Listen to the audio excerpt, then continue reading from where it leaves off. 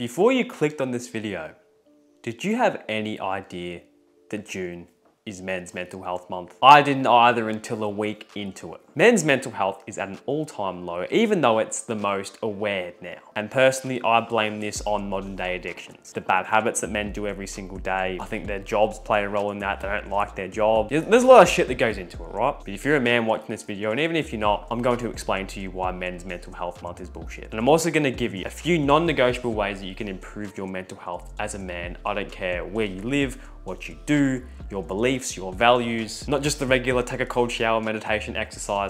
3 actual mind perspective changes that you can adopt today to improve your mental health. Nobody talks about it. It's all reach out, we're all here, but where the fuck are they? Who do you have to talk to, huh?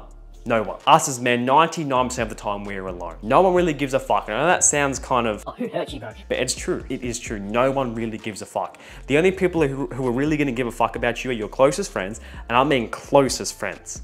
I mean real friends. You probably think you have 5 to 10 close friends. You don't. No one has 5 to 10 close friends unless you're literally in like maybe a sport team. You all share the same values. Your parents, if you're lucky, and that's really it. Maybe you have a few others, but that's pretty much it for everyone. Some people do care, but you can't have them by your side all the time. So most of the time you are alone. And that is not a bad thing. That is not a bad thing. If we can spend time by ourselves as men, we learn about ourselves, we craft new skills, our life becomes 10 times better. Because that means that we're in control, not our temptations, not our urges. That's when we can fulfill our life as a man. Let me explain to you why Men's Mental Health Month is bullshit. Now, it's probably not the reason you think. You may be sitting up here and saying that I don't care about men's mental health, nobody cares about you, etc, etc. No, I'm not gonna say that. Men's Mental Health Month is completely bullshit, and you'll probably agree with me on this, and if you don't, well, you probably should. Men's Mental Health Month is bullshit because it should be looked at all the time and not just in a single month. Whether that be June for the US, I think it's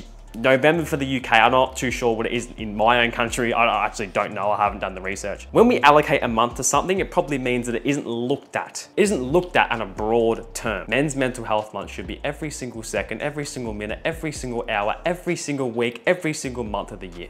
It should be. That doesn't mean that everybody should be by your side all the time, because that's just not gonna happen. People care about themselves and usually put themselves first. But it should be known. We shouldn't have to allocate a month to this topic. And I think that having a month on mental health, especially with men, is actually doing worse for men than it is actually good, because now we only allocate 1 month. Yeah, we spend the majority of our time discussing this topic in this month, and then it completely disappears for the rest of the year. It doesn't show up again. And most of the advice is speak out, there's always someone there. But as I said before, most of the time there's not. Please, if you have a different opinion to me, let me know in the comments below. And if you agree with me, let me know.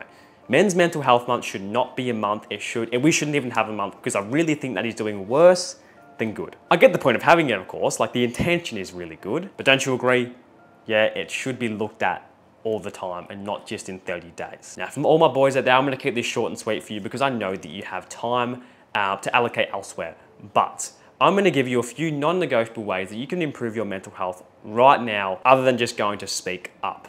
That can definitely help. I'm not saying it doesn't help, but most of the time it's not there. Number 1, bro, don't take things too personally. Don't take anything personally in this life, because you gotta realize that you are gonna die one day, and what other people have to say about you, because others' opinions is a very big cause for not just sadness in men, maybe depression, but it is also suicide as well. When everyone hates somebody, especially as a man, and he has no other option to escape this pain, sometimes he takes his life. I know it's kind of like corny. Don't take anything personally, stop giving a fuck. But it's true, bro. And the way you stop caring about what other people think of you is identifying the root cause on why you care so much about what other people think of you in the first place. Most of the time, it is a really big root of insecurity. It is human nature. We don't want to be left out of the group, because back thousands of years ago, even hundreds of years ago, if we were cut out of the group, if we were kicked out of a friend group or something like that, if people didn't like us, we would probably die. There'd be nowhere to go. You probably couldn't hunt by yourself, especially if you weren't experienced, if you weren't high ranking. That's why people want power. Because it's all about survival. It's all survival instincts. But you gotta realize, bro, we do not live in that world anymore. We don't. And when people judge you, it is simply a reflection of fear inside of them. You will never, ever get a hater doing better than you. However people judge you, bro, that is simply their insecurity, and it doesn't have to be yours. Create new values that fit yourself, not what fits her or his opinion. Become the man that you desire to be. Now, my second point here to improve your mental health isn't really a piece of advice, but it's a quote that I think will change your life. And it's not very popular, so you probably haven't heard it before, but it's the most hard-hitting quote I've ever heard. A tree's roots must reach hell before the top reaches heaven, or before the leaves reach heaven.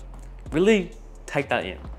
I'll give you a few seconds. A person who reaches their full potential most likely has gone through some shit that they have learnt a fuck ton from to apply to their life, to either use that as fuel to get out of that situation, to create a better life. And I'm not telling you to go and get into really bad situations on purpose. A main factor for suicide and the drop in men's mental health is just going through some shit times, whether that be with family, in your childhood, with your friends, with yourself, whatever it is, right? Someone who grew up in a castle with the richest man in the world will not have a good life. I can guarantee you that. They may look like they're having a good life, but up here, they're probably not very good. If you came from the bottom and made it to the top, imagine how good that will feel.